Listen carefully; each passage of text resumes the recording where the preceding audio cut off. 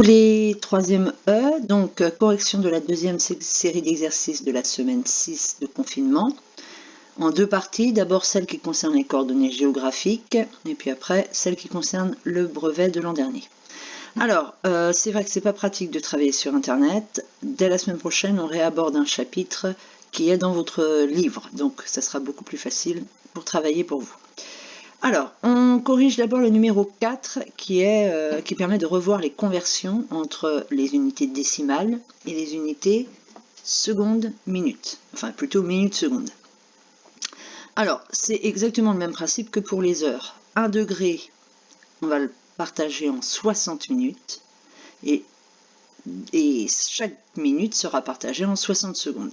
Donc 1 degré, il y aura 60 minutes et 3600 secondes.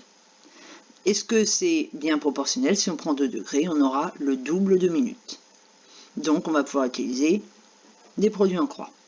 Alors, latitude de Baltimore, d'abord, elle est donnée en écriture décimale, c'est-à-dire avec une virgule. 39,28 degrés nord. Ça veut dire 39 degrés et 0,28 degrés. Ça, c'est une écriture décimale. Ça veut dire 28 centièmes d'angle. Sauf que là, l'angle, on ne va pas le partager en 100, on va le partager en 60. Alors, on sait que 1 degré, c'est 3600 secondes. Donc, 0,28 degrés, c'est combien de secondes? Produit en croix, on trouve 1008 secondes. Alors, 1008 secondes, on le répartit en minutes secondes. Comment? En faisant la division euclidienne par 60. 1008 divisé par 60 égale 16. Et il reste 48. Donc, il y a 16 fois 60, 16 minutes et 48 secondes. Donc 39,28 degrés peut se transformer en 39 degrés, 16 minutes, 48 secondes. De la même manière, si vous aviez eu 39,28 heures, ça aurait pu être converti en 39 heures, 16 minutes, 48 secondes. C'est la même conversion.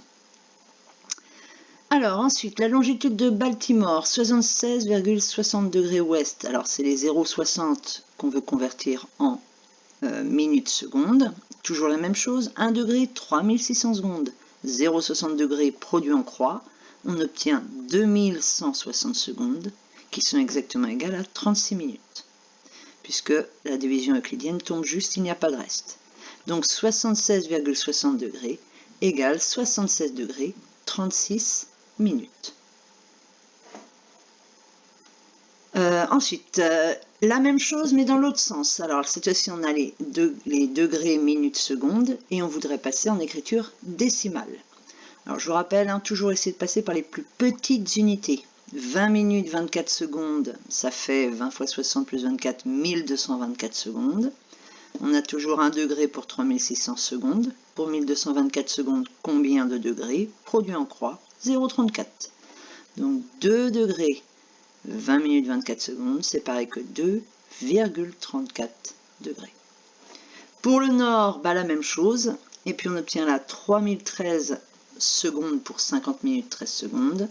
On convertit, on obtient environ 0,84. Donc 48 degrés, 50 minutes 13 secondes, c'est environ 48,84 degrés.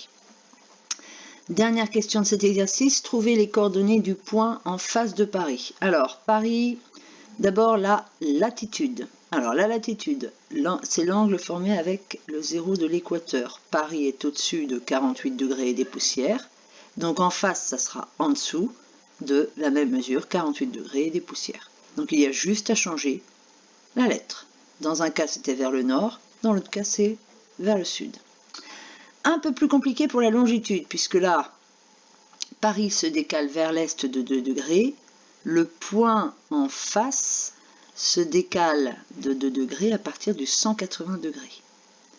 Donc là, le 2 des poussières, l'angle de 2 degrés, on le retrouve ici. Et donc, nous, on voudrait savoir l'angle qui est là.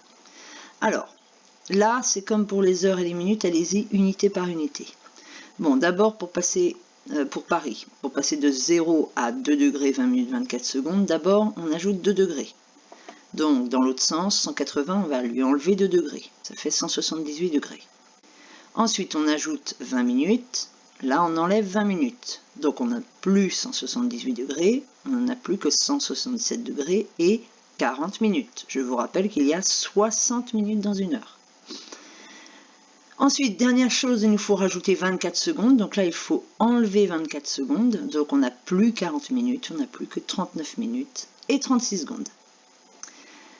Enfin, le dernier exercice. Alors, le début, c'était juste un calcul d'angle 42 degrés. Puisque les deux font 90. Le deuxième, alors là, il manquait quand même une donnée essentielle, c'est le rayon de la Terre. Mais bon, vous pouviez le trouver sur Internet. C'est 6350 km. Bon, en exercice, normalement, il vous serait donné. Donc, on connaît le rayon de la Terre. Et on cherche AH connaissant un angle du triangle. On sait qu'on va utiliser les coefficients de réduction, ou les coefficients trigonométriques, pardon, cosinus, sinus, tangente. Ici, c'est un coefficient de réduction car on connaît le grand côté et on veut passer au petit côté en face. On sait que ce coefficient, c'est sinus 42. Alors, AH au rectangle en H et l'angle haut fait 42 degrés. Donc, AH, c'est la réduction de AO multiplié par sinus 42. C'est-à-dire le rayon de la Terre, 6350 km multiplié par sinus 42. Et on trouve que AH fait environ 4250 km. Alors la dernière question était dure, même, les autres étaient déjà pas faciles. Alors là, on regarde vue du pôle Nord, et c'est le cercle de l'équateur qui est dessiné, non pas du tout, c'est le 48e parallèle nord qui est dessiné, vue du Nord. L'équateur serait un peu plus grand et plus bas, je ne l'ai pas dessiné. Alors, sur ce 48e parallèle nord, on a Donetsk, qui est à 37,8 degrés est, et on a Quimper qui est à 4,1 degrés ouest. Donc déjà, entre Donetsk et Quimper, on a en tout 37,8 plus 4,1, 41,9 degrés. Et on voudrait calculer cette longueur-là. Alors, on vient de calculer le rayon du cercle du 48e parallèle. Et on a trouvé 4250 km. Donc on va calculer d'abord le cercle, la longueur totale du 48e parallèle, la longueur de ce cercle.